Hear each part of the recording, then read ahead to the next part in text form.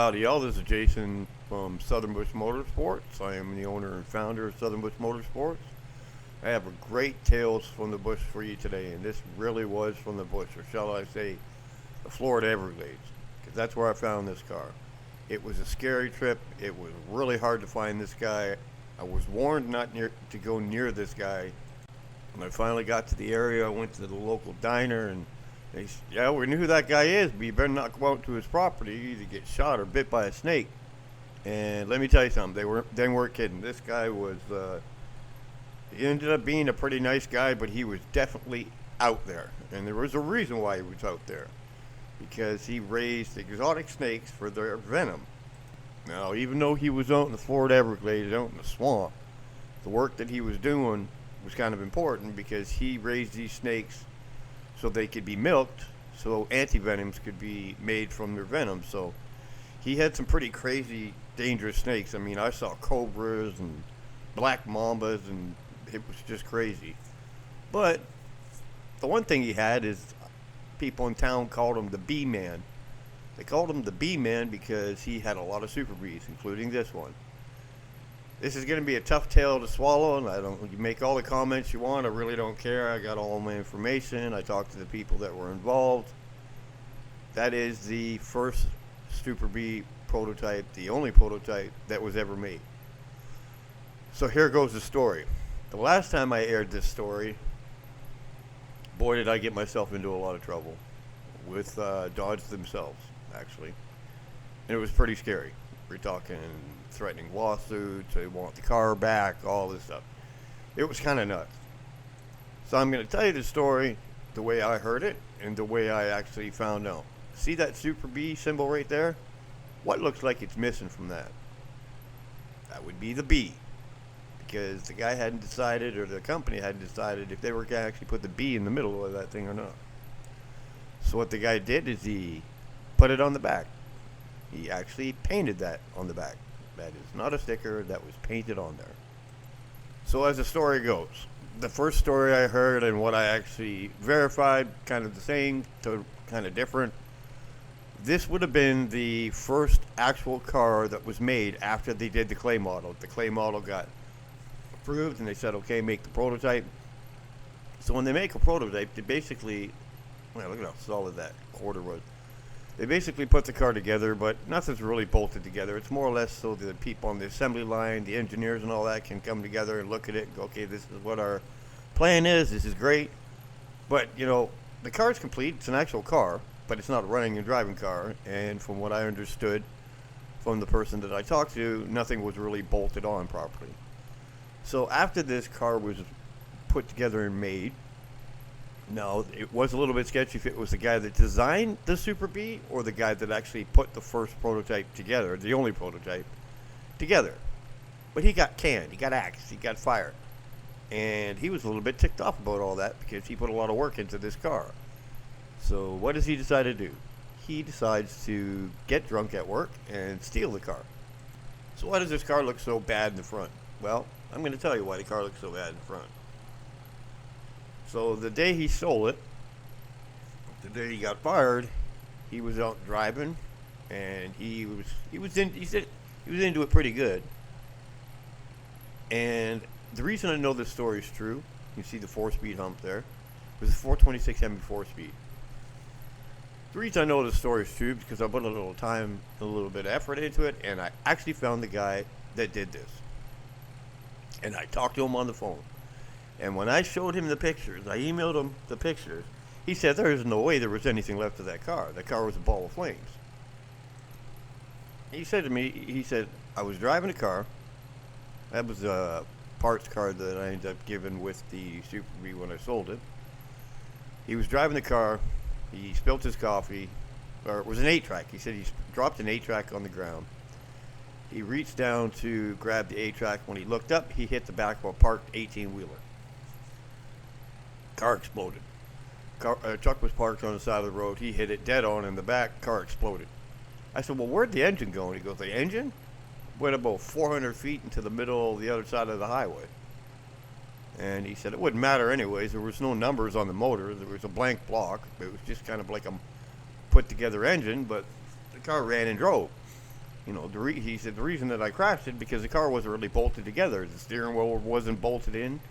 Uh, he goes, I don't even think the wheels were bolted on properly. I was so hammered it didn't matter. And he said the HEMI engine went flying across the street along with the transmission. Ripped the gear shifter out and everything. He said it was horrible. But, in my opinion, the car was savable. Just the engine and transmission and that were missing. And he told me, he said, I'll tell you what. He said, you air that car on your show or channel or whatever it is back when I found it. He goes, you might catch a little bit of trouble for it because Dodge was a little bit ticked off because the car ended up going into a police or insurance auction, and the car got auctioned off.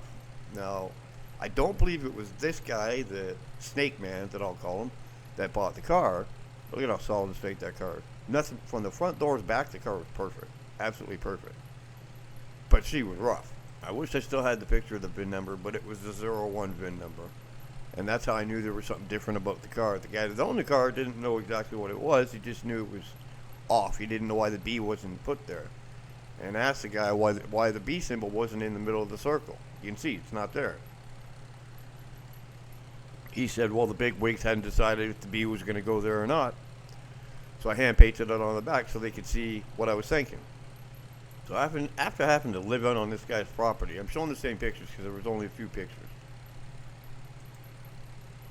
After having to live out on this guy's property for about 4 days, scary enough as it was, I didn't want to be there because I knew there were snakes everywhere. I got the thing dragged out and I got it sold. It went up to a private collector. Not the nicest guy in the world, caused me a lot of problems. But just as I had sold the car, I got a call from the big wigs themselves. They wanted the car back. I said, well, I'm sorry, I already sold the car. They're like, no, you don't understand. We want the car back so we can put it in get it restored and put it in our museum. I'm like, well, it kind of sucks to be you, but the car's been sold, and I'm not going to go back on what I've already done because I've already been paid for the car. Well, we'll offer you this amount of money. And I was like, first thing I did was call my dad to get some advice because it was like 100 times more than I sold the car for, and it was just stupid money. You can see that firewall. It's pretty banged up, but the car is definitely savable. Rough as hell, but it's savable. So I ended up turning down the big wigs themselves, and I'm not saying big wigs because I don't want to say the actual name, but the people that owned the car originally. And I ended up delivering the car, and then all kinds of other stuff started because I decided to drive, when I was driving from the Florida Everglades up to Nebraska, I believe it was, I had put in the window on the back of the Super Bee, first Super Bee ever made. Well, apparently a lot of people saw that, and the word got out pretty quick, and people ran my plate and all that. I was just stupid. I don't know why I did it. I was excited because I had never found a car like this before. So honest to goodness, I don't know what the hell I was thinking, but it caused me a lot of problems, lots of people, lots of phone calls, lots of letters. It was just insane. But at the end of the day, even with all the people that were stopping me, offering me literally a ton of money, way more than I sold it for on the way up there, it was a pretty rough time because it was like, man, I could really use that extra money, but you know, it is what it is.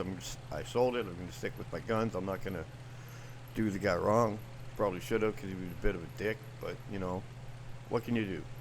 So that's what you're looking at. You're looking at the first Super Bee ever made, and because it was the first Super Bee ever made, they decided to put a 426 HEMI 4-speed in it, and because it was the car that everybody was going to look at before building the car, it had all the options on it. And it had the 8-track, the microphone tele-talking thing that you could talk into. The guy said it had everything.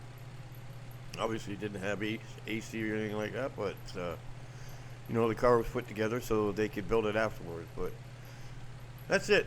The story's out. It was me. It was me that found that car, and you know, I wish now I wouldn't have sold the car. But this guy also had a bunch of other cars on the property. That was a 440 Super Bee, but that's about as far as it went. I think it was a 4-speed car, but with nothing past that. But it was a pretty complete car. That was a 383 Super Bee. I bought that car and the green one. Actually, no, I don't think I bought the green one, but I did buy this red one. There's so many cars out there. They were just piled in everywhere. I definitely bought that car. That car was a blast. That was a 68 440 Super B, 4-speed. And let me tell you, that car was a runner. Big old, I think they were Kelly Springfield tires on the back. That's the interior of that that 71 Charger. No, that looks like it was a automatic car. I don't see any clutch pedals in there. Like I said, it's been 15, 20 years since I've seen this, but the car was cool, super solid, super complete.